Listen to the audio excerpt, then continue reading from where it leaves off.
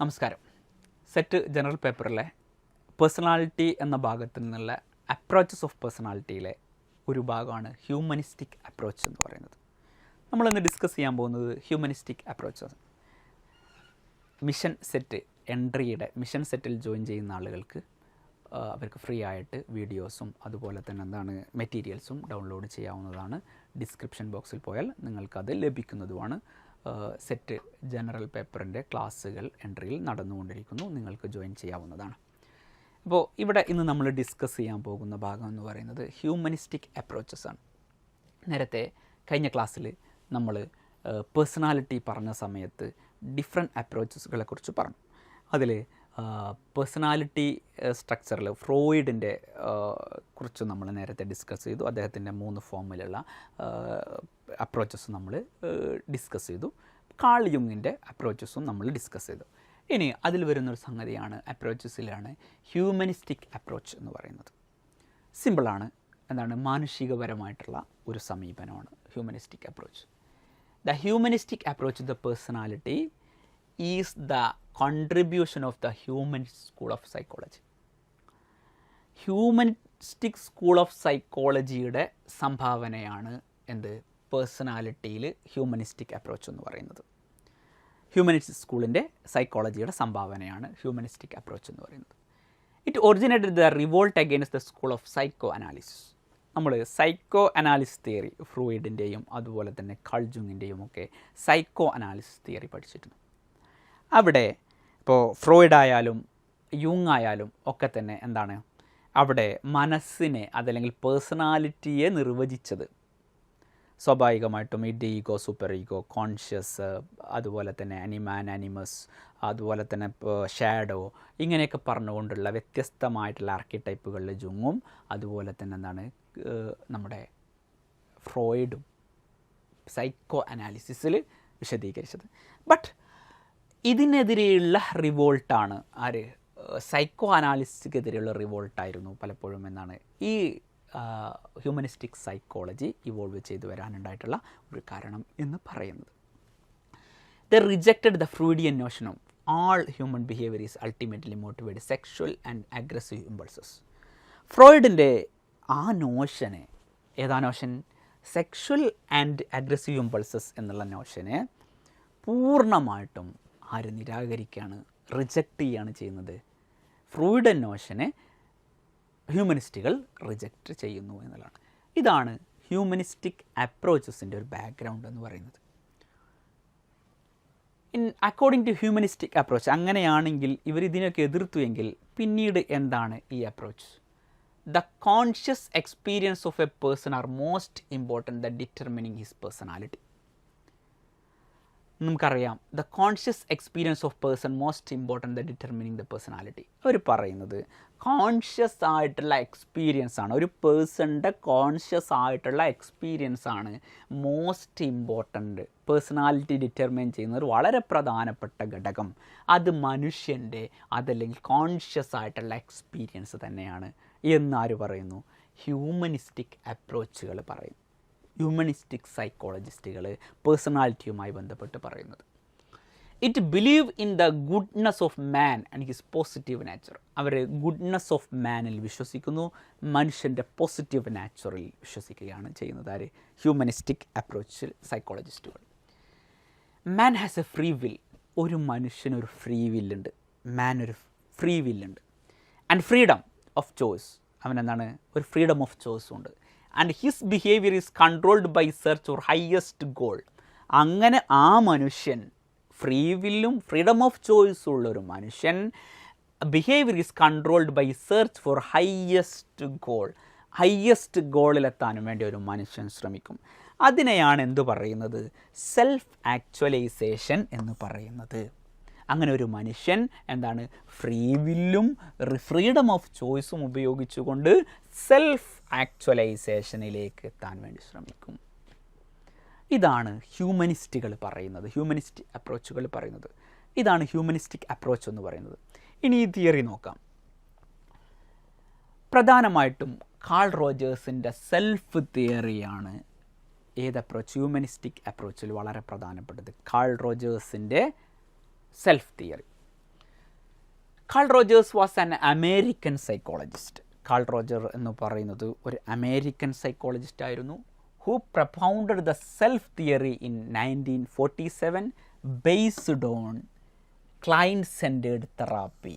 Client centred തെറാപ്പിയിലാണ് അദ്ദേഹം എന്താകുന്നത്, അമേരിക്കൻ സൈക്കോളജിസ്റ്റാണ്, ക്ലയൻറ്റ് സെൻറ്റേർഡ് തെറാപ്പിയുടെ വക്താവായിരുന്നു അദ്ദേഹം. Self theory. Then according to Rogers, dynamic of personality is the power of self-actualization. പേഴ്സണാലിറ്റിയുടെ ചലനാത്മകത എന്ന് പറയുന്നത് power of self actualization. Power of self actualization ആണ്. സെൽഫ് ആക്ച്വലൈസേഷനിലേക്ക് എത്താനുള്ള പവറാണ് എന്ത് പറയുന്നത്, ഡൈനാമിക് ഓഫ് പേഴ്സണാലിറ്റി എന്ന് പറയുന്നത്. ആരാ പറയുന്നത്? Rogers. He stressed the importance of an individual self for determining the process of his growth, development and appropriate adjustment to environment. എന്താണ്? He stressed the importance of individual self. അവിടെ individual സെൽഫിനാണ് പ്രാധാന്യം. Determine the process of growth. ആ മനുഷ്യൻ്റെ വളർച്ചയിൽ, ഗ്രോത്തിൽ individual സെൽഫിന് എന്താണ് പ്രത്യേകതകളുണ്ട്. Development and appropriate adjustment is environment. അതനുസരിച്ചാണ് അവൻ എന്താണ് ഈ സാമൂഹിക പരിസ്ഥിതിയുമായിട്ട് എന്താകുന്നത്, അഡ്ജസ്റ്റ് ചെയ്യുന്നത്. അപ്പോൾ ഐഡിയൽ സെൽഫ് പ്രധാനപ്പെട്ടതാണ്, അല്ലെങ്കിൽ ഒരു സെൽഫ് പ്രധാനപ്പെട്ടതാണ്, ഇൻഡിവിജ്വൽസിൻ്റെ സെൽഫ് പ്രധാനപ്പെട്ടതാണ്, ഇമ്പോർട്ടൻസ് ആണ്. Then structure of personality. Carl റോജേഴ്സിൻ്റെ സെൽഫ് തിയറിയിലെ സ്ട്രക്ചർ ഓഫ് പേഴ്സണാലിറ്റി എന്താണ്? The self theory hold that personality is the function of the interaction between two systems. Personality വളരെ ഇമ്പോർട്ടൻ്റ് ആണ്. അത് രണ്ട് തരത്തിലുള്ള ഇൻട്രാക്ഷനാണ്. Interaction between the system, two സിസ്റ്റത്തിൻ്റെ ഇൻട്രാക്ഷനാണ്. ഏതൊക്കെയാണ് ആ ടു സിസ്റ്റം എന്ന് പറയുന്നത്? അതിൽ ടു സിസ്റ്റം എന്ന് പറയുന്നത് ഒന്ന് ഓർഗാനിസമാണ്, മറ്റൊന്ന് സെൽഫാണ്. ഒരു ജൈവിക വ്യവസ്ഥ ഉണ്ട്, അതെന്താണ്, ഒരു സ്വയം വ്യവസ്ഥയുണ്ട്. അതാണ് എന്താണ് organism and the self. They are force of operating world of an individual subjective experience called the phenomenal world. നമുക്കറിയാം, they are force operating the world. ഈ ലോകത്ത് ഓപ്പറേറ്റ് ചെയ്യുന്നത് an individual subjective experience called the phenomenal world. അവനൊരു phenomenal വേൾഡിൻ്റെ ഒരു field ഉണ്ട്. അത് നമ്മൾ ഫിനോമിനൽ ഫീൽഡ് എന്നാണ് വിളിക്കുക. ആ ഫിനോമിനൽ ഫീൽഡിൽ ഓർഗാനിസവും സെൽഫ് എന്ന് പറയുന്ന രണ്ട് സിസ്റ്റത്തിൻ്റെ ഇൻട്രാക്ഷൻ പേഴ്സണാലിറ്റിയിൽ വളരെ പ്രധാനപ്പെട്ടതാണ്. ആരാ പറയുന്നത്? Carl Rogers. ദെൻ അതിൽ ഫസ്റ്റ് വൺ ആണ് ദ ഓർഗാനിസം, ഒരു ജൈവിക വ്യവസ്ഥയുണ്ട്. It represent totality one's experience both conscious and unconscious. Totality ആയിട്ടുള്ള ഒരാളുടെ ജീവിത അനുഭവങ്ങൾ, എക്സ്പീരിയൻസ്, കോൺഷ്യസ് ആയിട്ടും അൺകോൺഷ്യസ് ആയിട്ടുള്ള അനുഭവങ്ങൾ, അതെന്താണ് റെപ്രസെൻ്റ് ചെയ്യുന്നതാണ് ഓർഗാനിസം എന്ന് പറയുന്നത്. It is the centre of all experience. ഈ ഓർഗാനിസം എന്ന് പറയുന്നത് ഒരു എന്താണ് എല്ലാ എക്സ്പീരിയൻസിൻ്റെയും ഒരു സെൻറ്ററാണ്. Which are the taking place within the individual at a particular time. അതെന്താണ് ഒരു ഇൻഡിവിജ്വലിൻ്റെ പർട്ടിക്കുലർ ടൈമിൽ സംഭവിക്കുന്ന ഒരു എക്സ്പീരിയൻസിൻ്റെ സെൻറ്ററാണെന്ന് പറയുന്നത് ഈ ഓർഗാനിസം എന്ന് പറയുന്നത്. Okay, then self and real self, self and ideal self. എന്താണത്? It refers to the composite of ideas, feeling and attitude of individual about himself. Self concept നമുക്കറിയാം. ഒരു മനുഷ്യനുമായി ബന്ധപ്പെട്ട് അദ്ദേഹത്തിൻ്റെ ideas, feeling, attitude, individual about അദ്ദേഹത്തിൻ്റെ ഹിംസെൽഫാണ്. സ്വന്തമായിട്ടുള്ള അദ്ദേഹത്തിൻ്റെ സെൽഫ് കോൺസെപ്റ്റിനെയാണ് നമ്മൾ എങ്ങനെയാണ് ഉണ്ടാവുക, ഫീലിങ്സും ഇതൊക്കെ രൂപപ്പെട്ടുണ്ടാകുന്ന ഒരു സംഗതിയാണ് സെൽഫ് കോൺസെപ്റ്റ് എന്ന് പറയുന്നത്. ഏതൊരു മനുഷ്യനും ഒരു സെൽഫ് കോൺസെപ്റ്റ് ഉണ്ട്. It is the concept accepted the conscious part of experience. നമ്മളെന്താണ് കോൺഷ്യസ്, നമ്മുടെ എക്സ്പീരിയൻസിൻ്റെ പാർട്ടിൽ നിന്നാണ് അത് നമ്മൾ അംഗീകരിക്കുന്ന ഒരു സാധനം. എക്സ്പീരിയൻസ് വളരെ പ്രധാനപ്പെട്ടതാണ്. The concept of self may be differ from person to person. They are based on purely on personal experience. ഓരോരുത്തരുടെയും പേഴ്സണൽ എക്സ്പീരിയൻസിൽ നിന്നുകൊണ്ട് എന്താണ് ഓരോ വ്യക്തിയുടെയും സെൽഫ് വ്യത്യസ്തമായിരിക്കും. ഓരോരുത്തരുടെയും സെൽഫ് വ്യത്യസ്തമായിരിക്കും. ആ സെൽഫിൽ നിന്നുകൊണ്ട് in addition to the concept of self there is an ideal self which represent what one would like to be. ഒരാൾ എന്തായി തീരണമെന്ന് തീരുമാനിക്കുന്നതാണ് ഐഡിയൽ സെൽഫ്. എനിക്കൊരു സെൽഫുണ്ട്, ടീച്ചറാവണം എന്നുള്ള സെൽഫാണ്, എൻ്റെ ഐഡിയൽ സെൽഫാണ്. അതുപോലെ എന്താണ് ഒരു കോളേജ് പ്രൊഫസറായി മാറണം എന്ന് പറയുന്ന ഒരു ഐഡിയൽ സെൽഫിലേക്ക് ഞാൻ മാറും. ഒരു റിയൽ സെൽഫിൽ നിന്ന് ഒരു ഐഡിയൽ റിയൽ സെൽഫിൽ നിന്ന് ഒരു മനുഷ്യൻ ഐഡിയൽ സെൽഫിലേക്ക് മാറും. അപ്പോൾ ആ ഐഡിയൽ സെൽഫിലേക്ക് എത്താൻ പറ്റാത്ത സാഹചര്യം വരുമ്പോഴാണ് നമുക്ക് എന്തുണ്ടാവുക, പ്രയാസങ്ങളുണ്ടാവുക, അവിടെ കോൺഫ്ലിക്റ്റുകൾ ഉണ്ടാവും എന്നിവർ പറയുന്നുണ്ട്. Dynamic person. According to Rogers, the organism continuously strive to develop a expanded the self. Organism സെൽഫിനെ നിരന്തരമായിട്ട് എന്തായിരിക്കും, എക്സ്പാൻഡ് ചെയ്തുകൊണ്ടിരിക്കും. The basic force of motivate in the organism is self actualisation. അപ്പോൾ നമ്മൾ സെൽഫ് ആക്ച്വലൈസേഷനിൽ എത്താനുള്ള എന്തായിരിക്കും, സെൽഫ് ആക്ച്വലൈസേഷനിലേക്ക് എത്താനുള്ള മോട്ടീവായിരിക്കും, ഫോഴ്സാണ് നൽകപ്പെടുന്നത്. Self actualisation state of personal development in which the individual is a maximum potential. അതായത് നിലനിൽക്കുന്നതിൽ നിന്ന് ഒരു മാക്സിമം പൊട്ടൻഷ്യൽ ഉണ്ടാക്കുന്നതിന് വേണ്ടതാണ് സെൽഫ് ആക്ച്വലൈസേഷൻ ഉണ്ടാവുക എന്ന് പറയുന്നത്. Development and expansion of self take place through the interaction between person inner world and total range of experience.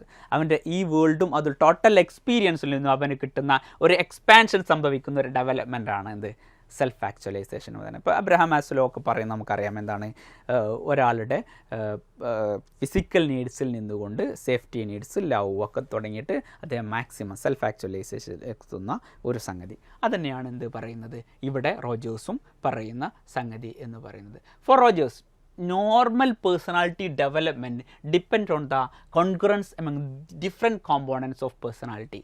Organism, real self, ideal self and the external reality.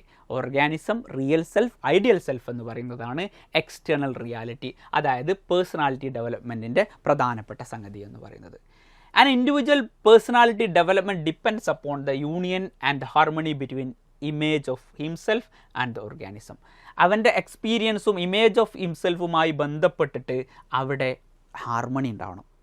ഒരു harmony ഇല്ല എങ്കിൽ എന്ത് സംഭവിക്കും, larger the gap between individual self concept and the reality, poorer his psychological adjustment.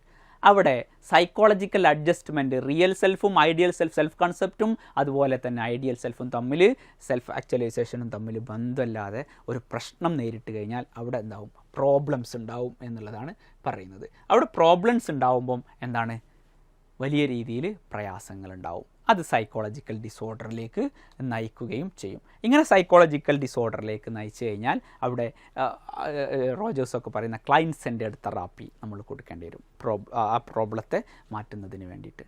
ഇതാണെന്ത്, Carl റോജേഴ്സിൻ്റെ humanistic അപ്രോച്ചസിൽ Carl Rogers മുന്നോട്ട് വെച്ചിട്ടുള്ള theory എന്ന് പറയുന്നത്. ഇത് സാധാരണ ഈ ഭാഗത്ത് ഹ്യൂമനിസ്റ്റിക് അപ്രോച്ച്, അത് കാൾ റോജേഴ്സിൻ്റെ തിയറി, സെൽഫ്, റിയൽ സെൽഫ് എന്നൊക്കെ പറയുന്ന ഈ സംഗതികൾ, പ്രധാനപ്പെട്ട ഈ സംഗതികൾ, ഓർഗാനിസം, സെൽഫ് എന്ന് പറയുന്നതാണ് പ്രധാനപ്പെട്ട കോൺസെപ്റ്റ് എന്ന് പറയുന്നത്. ഇത്തരത്തിലുള്ള കോൺസെപ്റ്റുകൾ നിങ്ങൾക്ക് മനസ്സിലായി എന്ന് വിചാരിക്കുന്നു. ഇനി അടുത്ത ഭാഗത്ത് അടുത്ത അപ്രോച്ചസുമായിട്ട് നമുക്ക് കാണാം. Thank you.